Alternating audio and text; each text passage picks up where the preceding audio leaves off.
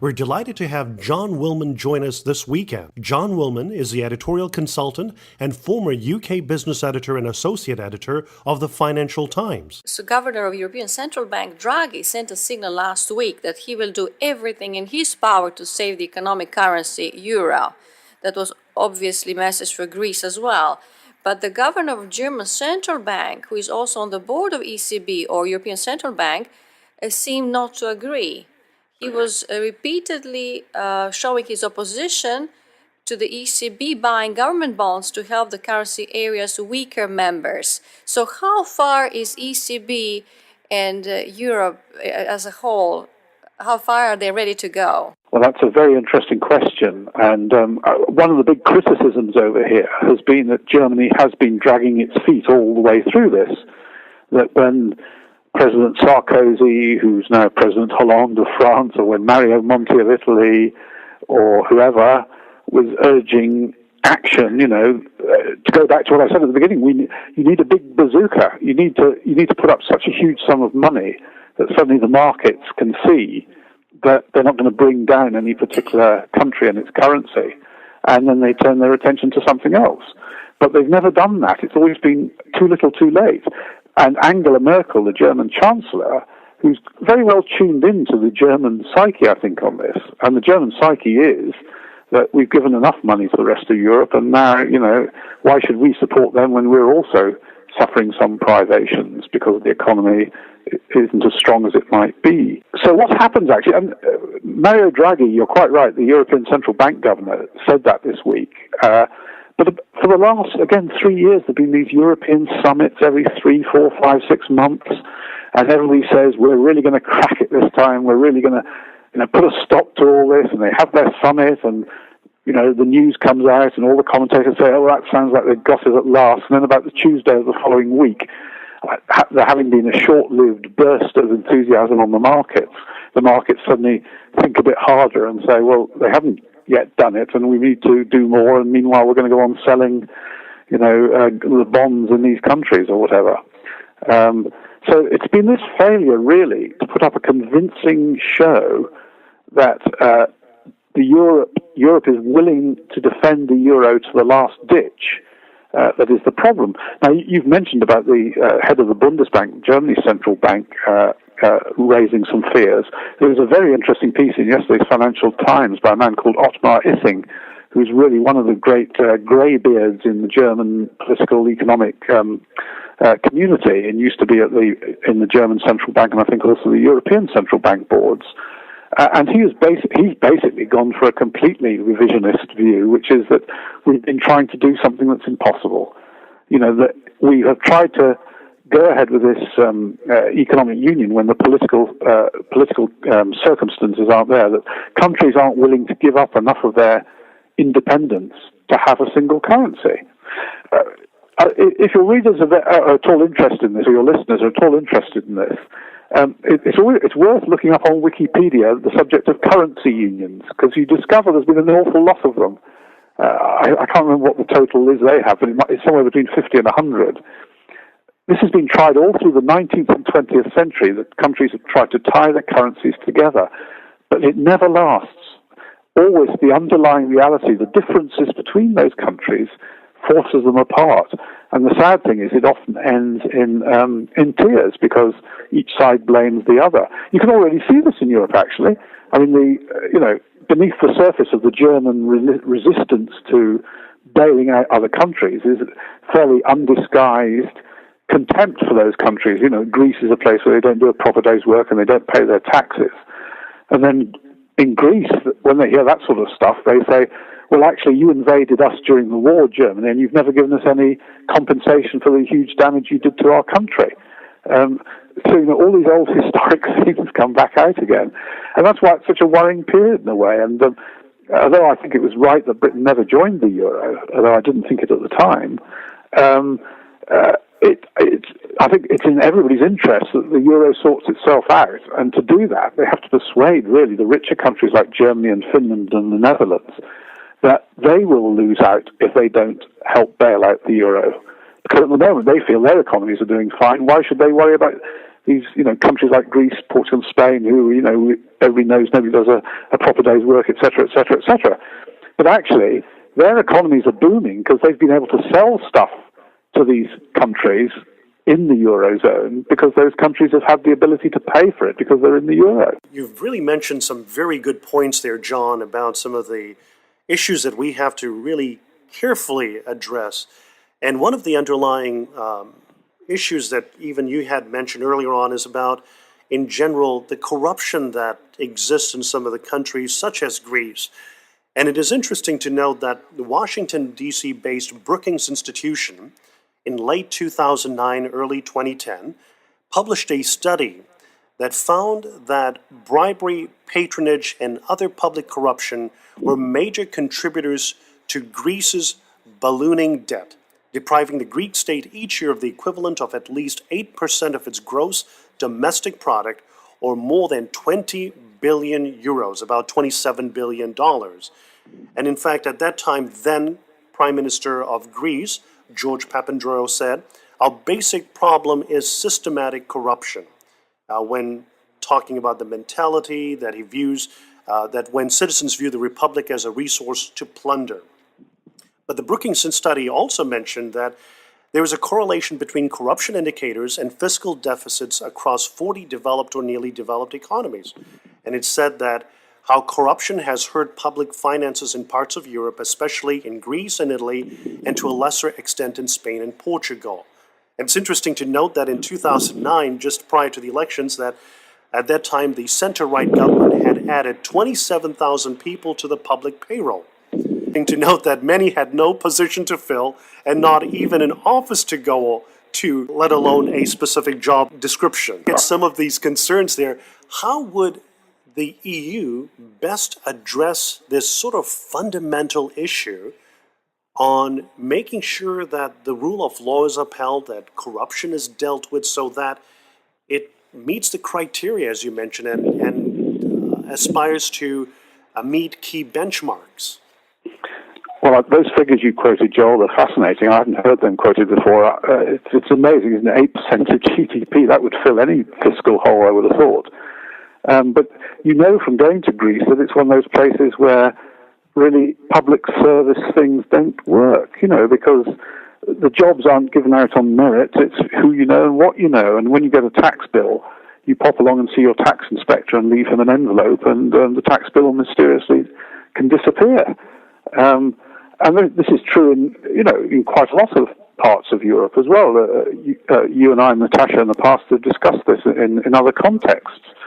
The EU has also had a bit of a history of letting in countries before it's entirely happy with how they've cleaned up their act. But actually the first one that was true of was Greece, because Greece was admitted in rather a hurry after democracy was restored there, because it was felt this would lock in democracy after the fall of the colonels, the dictatorship, the military dictatorship. And they wanted to sort of lock in democracy by making them part of the sort of Western nations club.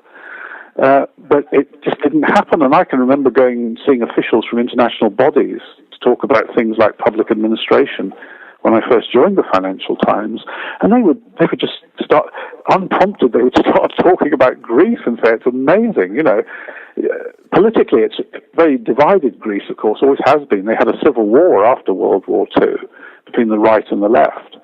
And basically, there's still two big political blocks. There's the right and there's the left.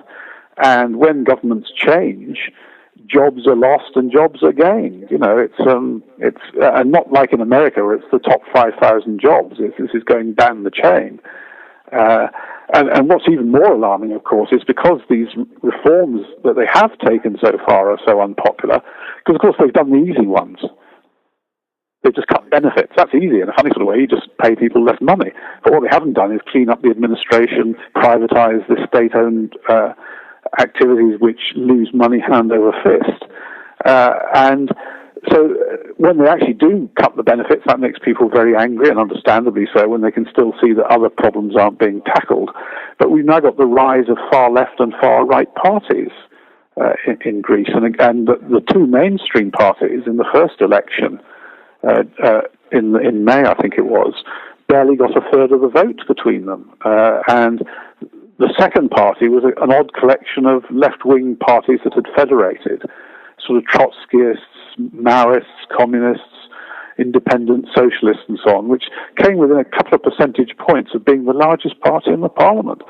And it's just very worrying, that Europe's been here before. It's interesting also to hear from last week, Greece has asked the Swiss government to reintroduce a procedure actually between the two countries, allowing for the taxation of deposits held by Greek citizens in Swiss banks. According to some estimates, Greek residents hold some 200 billion euros in Swiss bank accounts. I'm sure there are similar estimates for other countries in Southeastern Europe, and probably there is that divide between the North and East, obviously, in Europe, where North has more rule of law, more protection of property rights, more fiscal discipline. There's obviously less political corruption compared to the South. So how would we get less tax evasion? We would probably have less problems and better collection of taxes and less of debt and more fiscal discipline in the North and South. Would you have any recommendation in that respect? Well, I have to say, good luck to Greece if it thinks it's going to get Switzerland to shell out any money back to them, because no other countries managed to persuade them. Interestingly, Italy, which suffers from this problem very much because, it borders onto Switzerland in the north, and a lot of the largest cities, the richer cities in the north, like Milan and Turin, are within an hour's driving distance of Switzerland. You see people just drive over the border and dump their money in Swiss bank accounts. But the way the Italian government has tackled that is it keeps having amnesties. In other words, if you repatriate these funds from Switzerland, you'll face a fairly minimal penalty, or maybe even no penalty at all. But then, from then on, of course, your money's in the country, and they can tax it. But I think there's probably been enormous flight from Greece. I mean, I have to say, as a resident of London, I suspect quite a lot of it's come here as well, because there are a lot of Greeks live in London, a lot of Greek ship owners. The shipping business still has very deep roots here. They've had 3 to 5 years to get their money out. It's been perfectly obvious what's happening. It's the ordinary people in Greece who are on the rack. The wealthy will all have got their money out and be able to leave. And there are constant newspaper stories in Britain here about Greek people coming over here, because there's a lot of ordinary Greek people live here as well. They're allowed to, and they run restaurants, and they're very efficient service providers. Their families are coming across and joining them, and young people who are graduating are saying, well, there's no hope for Greece. We're going to leave the country.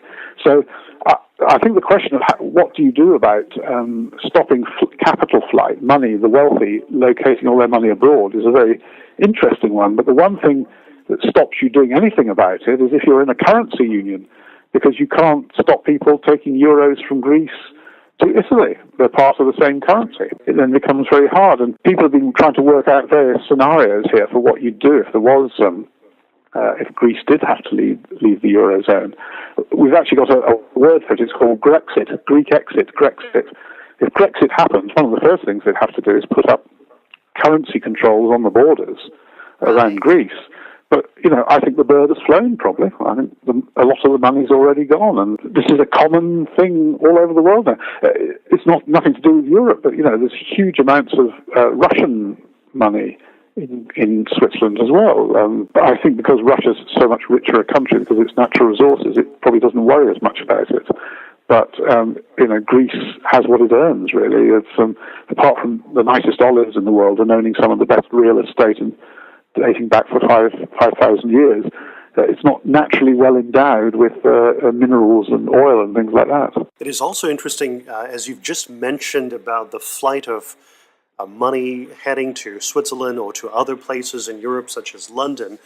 There was a recent report which also indicated a long-term problem for Greece unless it truly tackles structural reforms, and it's the fact that businesses are now fleeing Greece to go to a low flat tax nation, and that is Bulgaria. Bulgaria has a 10% flat tax. A number of major businesses, including the Coca-Cola Hellenic Corporation, known for its headquarters in Greece, actually shifted its operations to Bulgaria. which certainly Bulgaria has its problems, of course, with weak rule of law and other challenges. However, on the other side, it did implement tax reform with the flat tax, which is an incentive for people to invest and to save and to grow their businesses. So that is sort of something that we actually discussed a few years ago about the importance of having tax reform and looking at the flat tax and other initiatives like this here, which spur growth. What are your thoughts on that perspective? Well, it's very interesting. To confess, I don't know much about the Greek tax structure, but my prejudice would be they've probably got some very high rates, which nobody pays, which is the usual thing which happens. And they do need to collect more money from their population because they're basically paying out benefits and services and pensions, which are worth more than what they're collecting in taxes, and that's what's fundamentally not causing the imbalances in their economy. If you can't collect the taxes, of course, there are other alternatives as well. You can have taxes levied on property, for example, which of course people can't take out of the country. Land taxes, there's a whole movement in history that favours land taxes because it's immovable and it can't be avoided. I don't even know what indirect taxes they have in Greece. They will have VAT because you have to in the EU, and I don't know what level it's at.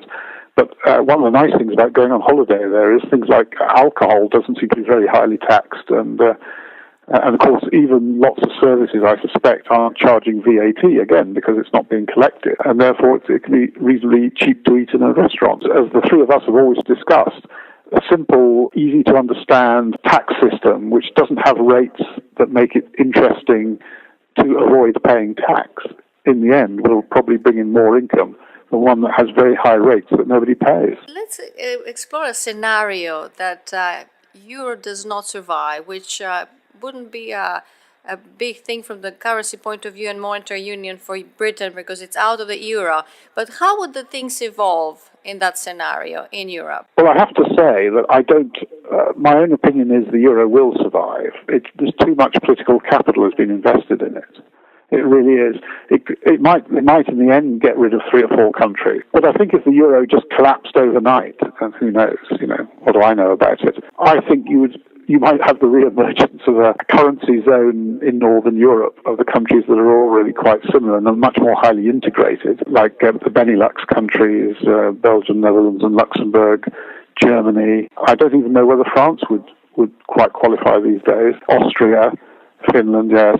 On the other hand, you've got countries like Denmark and Sweden, which probably would survive in a currency union. I mean, Denmark pegs its currency to the euro, but have chosen not to be in it. And that flexibility is a wonderful thing to have. And then you don't quite know what would happen with the others. I mean, we all know from what happened in Argentina what happens when you leave a currency zone. I mean, Argentina wasn't in a zone with the dollar, but it pegged its currency to the dollar. And when it left that, the exchange rate shot up, interest rates shot up, inflation whizzed up, the middle classes were destroyed, savings were wiped out, and they had 10 very horrible years, which they're only just now coming out of. Anybody should wish on anybody. And actually, one of the things that always amazed me was that the Greek politicians weren't doing more to educate their voters about that, because it was pretty clear at the elections in the spring. It was pretty finely balanced in Greece as to whether people thought it would be better to be in or out of the euro. And somebody needed to explain to them, that's all very well, but you're in it, and getting out of it's not going to be nearly as easy as joining it was. So I do think that's very difficult to do that. It just, the poor countries, supposing every one of the 17 countries left the euro and got back their own currencies, fun enough, it would probably be very good for Greece, Portugal and Spain, because their new currencies, their new drachma, new lira, even with Italy, would probably depreciate very quickly, but their economies would become much more competitive. And they would be able to dig themselves out of the trouble they're in more quickly.